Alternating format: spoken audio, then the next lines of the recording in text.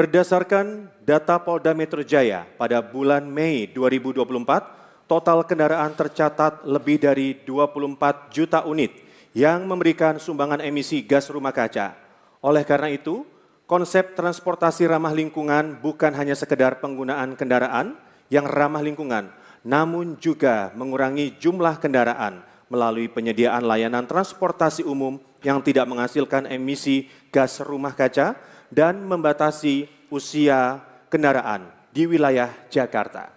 Pertanyaannya, dalam upaya mewujudkan kota hijau, strategi dan langkah apa yang akan Anda ambil guna mendukung penggunaan transportasi ramah lingkungan? Waktu menjawab 2 menit dan akan dimulai sejak Anda berbicara. Kami persilakan Bapak. Terima kasih. Pertanyaan tadi sama datang dari ketidakadilan tata ruang, baik warisan masa lalu maupun sekarang. Karenanya kita mulai dari yang substansial, yaitu mengatur lagi tata ruang. Kami akan memperbanyak hunian di tengah kota, kami akan memperbanyak ruang kerja di pinggiran kota. Sehingga ada alternatif warga untuk tinggal, bekerja, berekreasi di jarak yang dekat.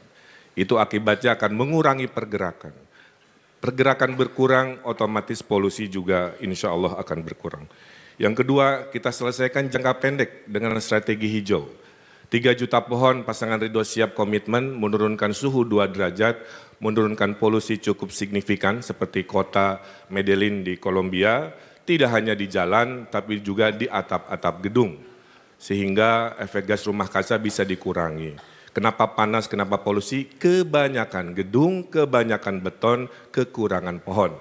Nah inilah nanti dalam anggaran 1 miliar 1 RW, sebagian penghijauannya akan dilakukan serentak oleh 2.700 RW. Yang berikutnya adalah transportasi diluaskan, Jaklingko diluaskan sehingga ada alternatif yang lebih luas. Konversi dari BBM ke motor atau kendaraan listrik kita insentifkan. Ojol-ojol yang 1 juta siliweran akan kita beri insentif mengubah mesin BBM ke motor listrik. Kemudian kita kampanyekan energi solar, bangunan Jakarta banyak sekali, energi terbarukan, dan kita akan melakukan satu inovasi yaitu climate budget. Anggaran Pemprov Jakarta akan dibikin inovatif, setiap sennya bisa di-tracking untuk mengurangi karbon, ujung-ujungnya mengurangi polusi di Jakarta. Terima kasih. Baik. Ya, terima kasih calon gubernur nomor urut 1 sudah memberikan jawaban dan jawaban ini tentunya akan diberikan tanggapan oleh calon gubernur nomor urut 2 Bapak Dharma Pongrekun. Waktunya 1 menit sejak Bapak berbicara, kami persilakan. Baik, terima kasih. Solusi untuk mengatasinya kami sudah membuat ada 8 langkah sebagai berikut. Pertama, kurangi kemacetan dengan teknologi tanpa lampu merah. 2, prioritaskan transportasi umum. 3, siapkan energi terbarukan seperti biodiesel mandiri. Bisa dari rumput laut, bisa dari nipah, bisa dari bakau. Kemudian pembinaan pada masyarakat oleh tim ekonomi adab yang sudah kami persiapkan. Lalu arsitek yang tepat. Kemudian kurangi penggunaan listrik, itu yang perlu kita perhatikan. Lalu apa yang disampaikan oleh Pak Ridwan Kamil, saya menyampaikan waspada bagi yang tinggal di luar kota dan bekerja di Jakarta. Karena apa? Suatu saat NIK-nya akan dicabut. Tambahan lagi, optimalkan penanaman mangrove, integrasikan dengan reward teknologi adab. Makasih. Baik. Waktu habis, Bapak. Ya, dan kami ingatkan juga kepada para pendukung, mohon saat kemudian para paslon ini memberikan jawaban, mohon tenang, kita berikan kesempatan semuanya secara sama dan secara adil. Sepakat ya semuanya untuk menaati peraturan? Baik, berikutnya kita berikan kesempatan juga untuk calon gubernur nomor 3, Bapak Pramono Anung untuk bisa memberikan tanggapan terhadap jawaban dari calon gubernur nomor urut 1. Silakan Pak, waktunya 1 menit sejak Bapak berbicara. Yang paling utama bagi saya adalah merubah gaya hidup, cara hidup, shifting lifestyle masyarakat dari kendaraan pribadi ke kendaraan umum. Ini menjadi hal yang sangat penting sekali.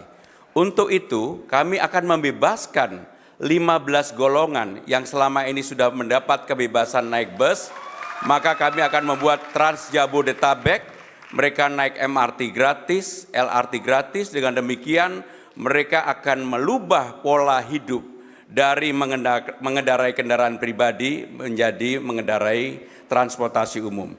Untuk 500 meter dari rumah masing-masing yang tinggal di Jabodetabek, Bekasi dan semuanya, kami akan buatkan yang namanya Ride and Park, sehingga orang ada kepastian.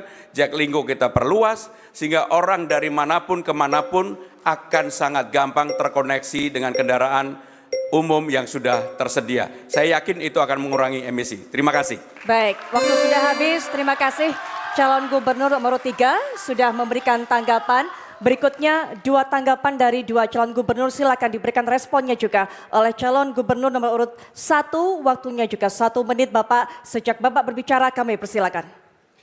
Ya, terima kasih. Tadi ide-idenya juga saya kira sangat relevan. Saya tambahkan kembali ketidakadilan tata ruang, selain tinggal bekerja berekreasi satu wilayah, juga kita akan pergilirkan work from home, sebuah gaya hidup baru pasca Covid, tetap produktif. Senin yang kerja di rumah industri mana, Selasa industri mana, sehingga itu mengurangi pergerakan, mengurangi kemacetan, mengurangi polusi.